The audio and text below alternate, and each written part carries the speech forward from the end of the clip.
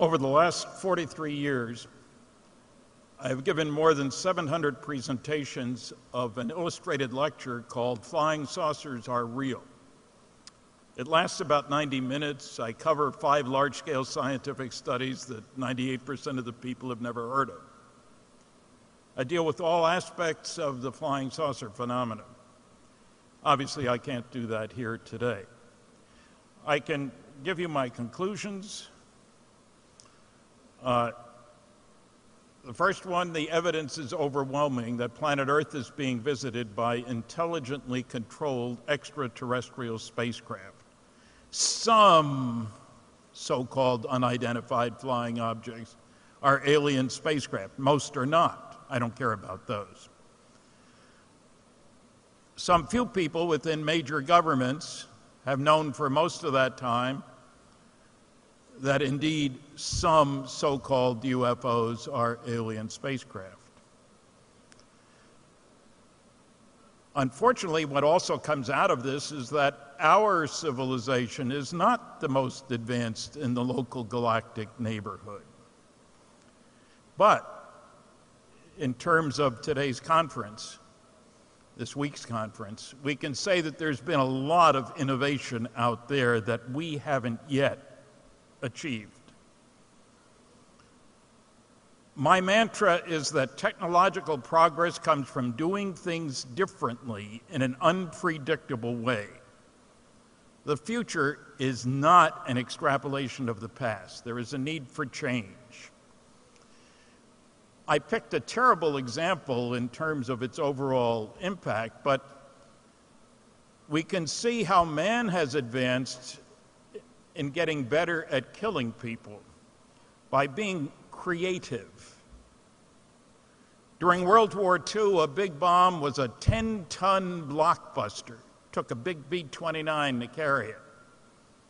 Did a lot of damage when it was dropped.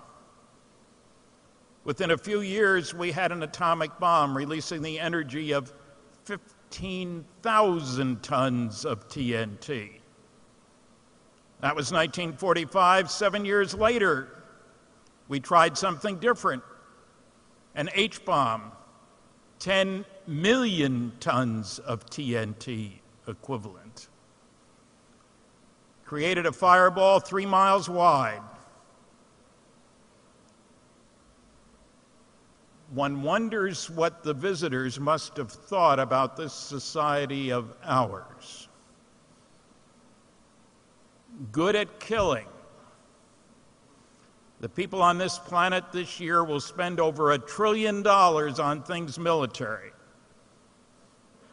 30,000 children died yesterday of preventable disease and starvation, and will today and tomorrow and the next day. That tells you a great deal about our society.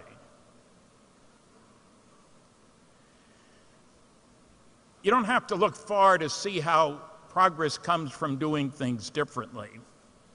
The Apollo command module hits the atmosphere at 25,000 miles an hour.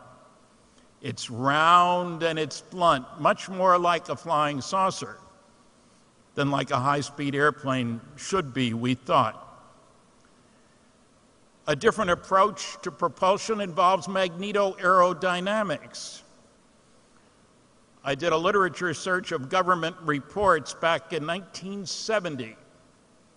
There were 900, 90% were classified. Somebody is interested in magneto-aerodynamics. I worked on nuclear rocket engines. You'll see a picture of one in a moment. The biggest one, about this big in diameter, power level was 4,400 megawatts. That's twice the power of Grand Coulee Dam. That was tested before 1970, mind you. The nuclear world, navies have submarines that can go for years without refueling.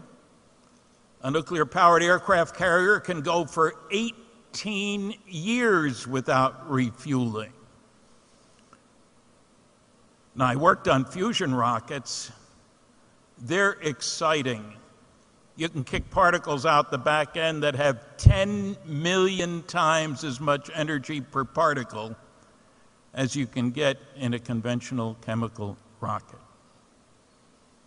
Progress comes from doing things differently. There's a picture of an H-bomb on the left. There are some of the equations on the right. There are a number of different fusion equations. If you use the right stuff in the right way, you can kick particles out the back end with 10 million times as much energy per particle as in a chemical rocket. Every advanced civilization will know about fusion. Why? Because that's how the stars work. And they seem to be working all over the place out there. I said some people know more than others and aren't telling us. It took me 5 years to get these two examples of CIA UFO documents. You can read 8 words per page. There are thousands of documents that haven't been released.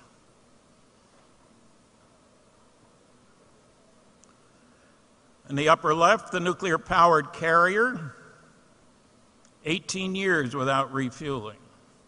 On the right, 2 nuclear-powered submarines. Man is already harnessing the nucleus.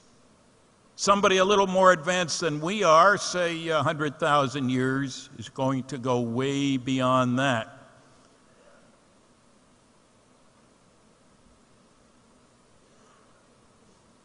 There's a schematic in case you're wondering about a nuclear rocket. Cold hydrogen goes in and gets heated in the reactor and goes out hot. And the one on the right is one of these. That's one of the Phoebus systems. It was safely tested out not far from Area 51 in the Nevada desert. These are real, not imaginary. There is a lot of material out there.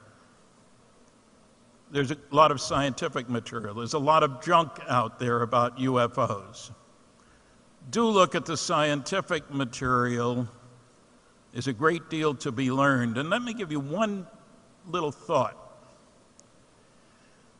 The most likely place that some of our visitors are originating from, one of 2 stars that are only 39 light years from here.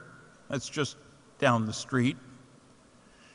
But these 2 sun-like stars are only 1/8 of a light year apart.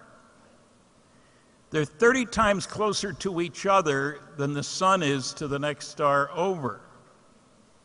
They're 1 billion years older than the sun. They have had plenty of time and plenty of incentive to develop means for travel between the stars. And even if they're only 500 years ahead of us, think what wondrous technology they will have. Why don't they talk to us? I don't talk to the squirrels in my backyard. Thank you very much for listening.